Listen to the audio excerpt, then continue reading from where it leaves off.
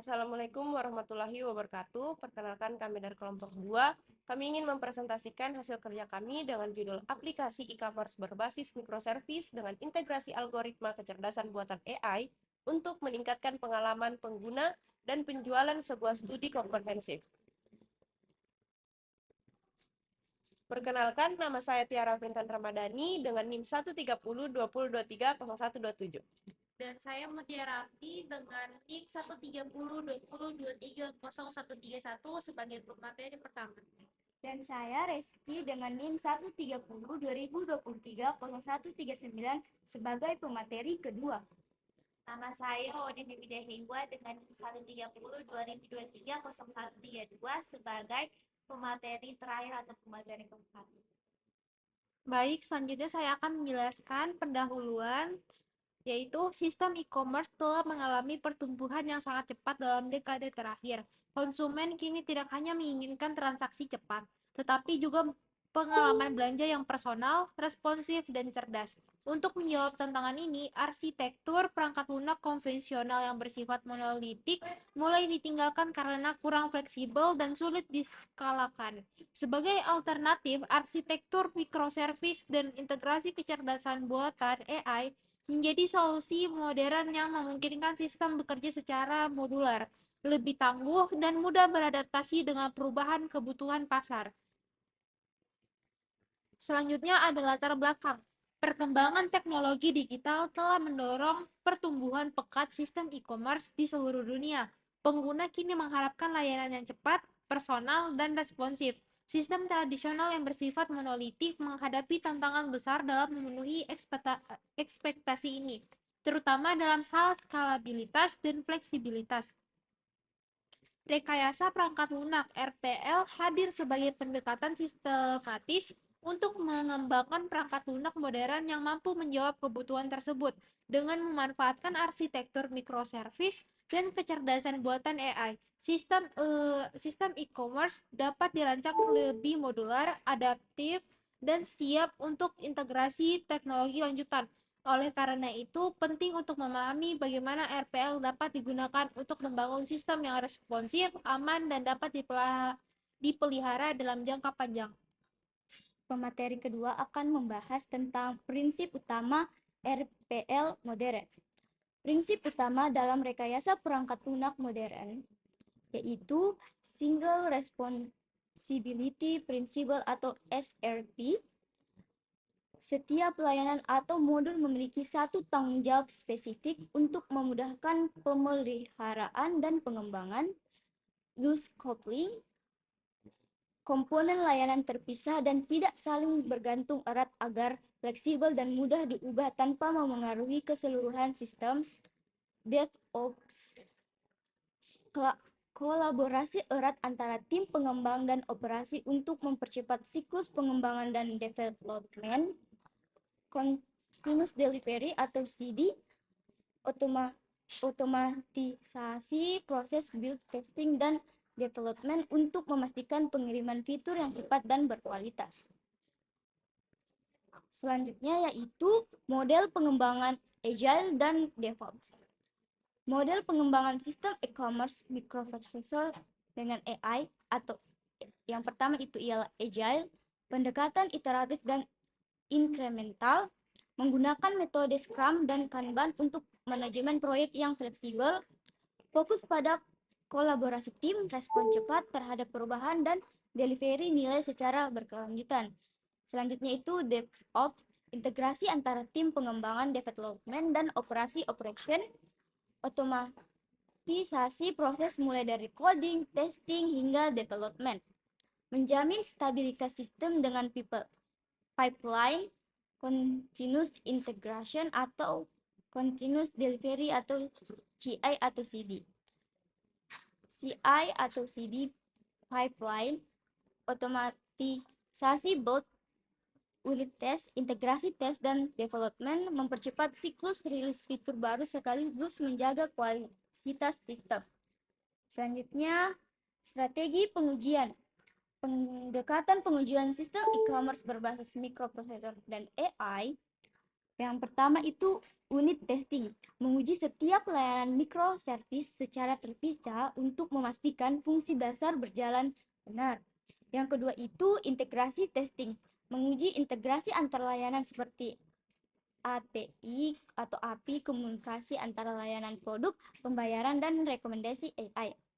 Yang ketiga itu end-to-end testing, simulasi alur pengguna dari awal hingga akhir untuk memastikan keseluruhan sistem berfungsi sesuai harapan. Yang keempat itu pengujian AI, validasi model AI untuk memastikan akurasi, fairness, dan menghindari bias yang dapat memengaruhi keputusan sistem. Yang terakhir itu automate testing, menggunakan tools untuk otomatisasi pengujian agar pengujian dapat dilakukan cepat dan berulang secara konsisten. Baik, selanjutnya saya sebagai pemateri keempat akan menjelaskan mengenai chaos engineering, di mana chaos engineering ini bertujuan menguji ketahanan sistem terhadap gangguan tak terduga dengan menyimulasikan kegagalan secara terkontrol.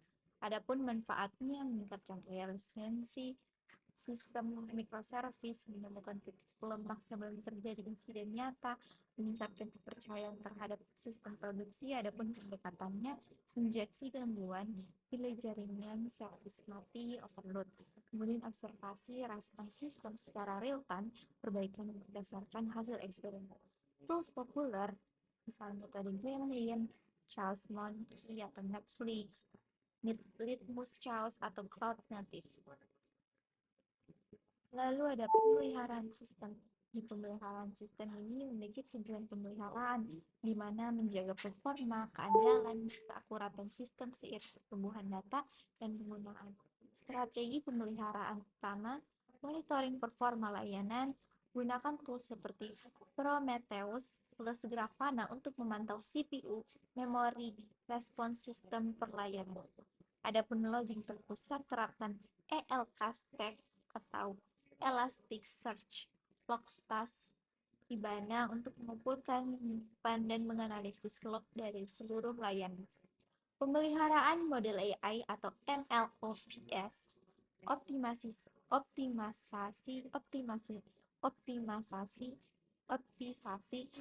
optimatisasi, pelatihan ulang model, validasi ulang akurasi, dan deployment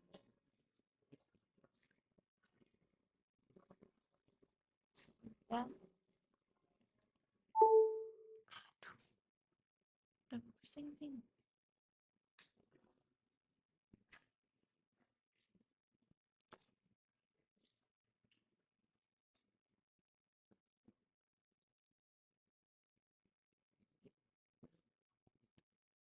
Selanjutnya saya akan menjelaskan mengenai chaos engineering yang bertujuan menguji ketahanan sistem terhadap gangguan tak terduga, menyimulasikan kegagalan secara terkontrol. Adapun manfaat dari chaos engineering ini adalah meningkatkan resiliensi sistem microservice, menemukan titik lemah sebelum terjadi insiden nyata, meningkatkan kepercayaan terhadap sistem produksi. Adapun pendekatan injeksi gangguan, delay jaringan, service mati, overload, serta observasi respons sistem secara real time. Pendekatan yang terakhir adalah perbaikan berdasarkan hasil eksperimen. Tools populer mengenai chaos engineering, Gremlin, Chaos Monkey atau Netflix, kemudian Litmus Chaos atau Cloud Native. Selanjutnya, pemeliharaan sistem. Tujuan adanya pemeliharaan adalah menjaga performa, keandalan, dan keakuratan sistem seiring pertumbuhan data dan pengguna. Strategi pemeliharaan utama yaitu monitoring performa layanan, gunakan tools seperti Prometheus plus Grafana untuk memantau CPU, memori, response time, perlayanan. Kemudian ada logging terpusat, terapkan ELK stack, Elasticsearch, Logstash Kibana untuk mengumpulkan, menyimpan, dan menganalisis log dari seluruh layanan. Ketiga ada pemeliharaan model AI MLOps, optimalisasi pelayanan ulang model, validasi ulang akurasi, dan deployment model baru secara terjadwal. Terakhir itu ada tools ML Flow, TensorFlow, Extends, VX. Kemudian keempat ada Zero Downtime Deployment, gunakan strategi rolling updates dan Blue-green deployment untuk update tanpa menghentikan sistem. Yang terakhir yaitu keamanan patching. Lakukan update rutin, dependencies, patch celah keamanan, dan audit akses pengguna. Kemudian studi kasus sistem, yaitu deskripsi sistem. Sebuah platform e-commerce modern yang dibangun dengan arsitektur microservice dan integrasi AI untuk memberikan pengalaman belanja yang personal, cepat, dan tangguh. Adapun layanan utama dari microservice itu pertama, out service, mengelola registrasi, login, autentikasi, token JWT, dan otorisasi pengguna. Yang kedua adalah product service, menyimpan dan mengelola data produk, nama, harga, stok, deskripsi, dan kategori. Yang ketiga adalah chart service, mengatur keranjang belanja pengguna, update item, dan kalkulasi total. Yang keempat adalah order dan payment service, menangani pembuatan order, integrasi payment gateway, dan verifikasi transaksi. Yang kelima yaitu recommendation service AI, memberikan rekomendasi produk berbasis machine learning, misal collaborative filtering, kemudian komunikasi antara layanan, protokol trace API untuk komunikasi sinkron, Kafka digunakan untuk komunikasi asinkron, misalnya event pembelian, update stok. Selanjutnya teknologi utama. Teknologi utamanya yaitu pertama, back-end layanan microservice menggunakan Node.js ataupun Laravel. Node.js cepat, non-blocking, cocok untuk API microservice, dan Laravel framework PHP yang kuat, cocok untuk back-end modular dan RESTful. Yang kedua adalah front-end antarmuka pengguna menggunakan Vue.js, ringan, reaktif, dan cocok untuk single page application. Kemudian React.js, komponen IU yang efisien didukung komunitas besar. Database penyimpanan data, PostgreSQL, menggunakan database relasional yang andal dan kuat untuk data transaksi. Redis penyimpanan data in memory untuk changing session. Kemudian machine learning atau AI, TensorFlow, framework ML untuk membangun rekomendasi chatbot dan sebagainya. PyTorch, alternatif ML yang fleksibel dan mudah digunakan untuk eksperimen cepat. Orkestrasi dan deployment, Docker kontainerisasi aplikasi agar mudah dideploy dan konsisten di berbagai lingkungan. Kubernetes orkestrasi kontainer untuk skala besar, manajemen auto-scaling, dan self-healing. Jadi, kesimpulan dari materi ini yaitu penerapan paradigma rekayasa perangkat lunak atau RPL modern memegang peran penting dalam pengembangan sistem e-commerce yang kompleks dan dinamis. Pendekatan berbasis microservice memungkinkan sistem dibangun secara modular, fleksibel, dan mudah diskalakan. Sementara itu, integrasi kecerdasan buatan AI menghadirkan nilai tambah melalui fitur-fitur kecerdasan seperti rekomendasi produk dan chatbot. Untuk mengelola kompleksitas ini, praktik DevOps ulang. DevOps dan MLOps.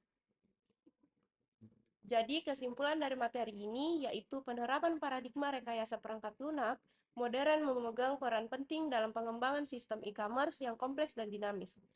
Pendekatan berbasis microservice memungkinkan sistem dibangun secara modular, fleksibel, dan mudah diskalakan. Sementara itu, integrasi kecerdasan buatan AI menghadirkan nilai tambah melalui fitur-fitur kecerdasan seperti rekomendasi produk dan chatbot. Untuk mengelola kompleksitas ini, praktik DevOps dan MLOps diperlukan agar proses pengembangan, pengujian, dan pemeliharaan berjalan otomatis, cepat, dan handal. Dalam demikian, kombinasi RPL, microservice, dan AI mampu menciptakan sistem e-commerce yang responsif, adaptif, dan siap menghadapi tantangan masa depan. Sekian dari kelompok saya. Wassalamualaikum warahmatullahi wabarakatuh.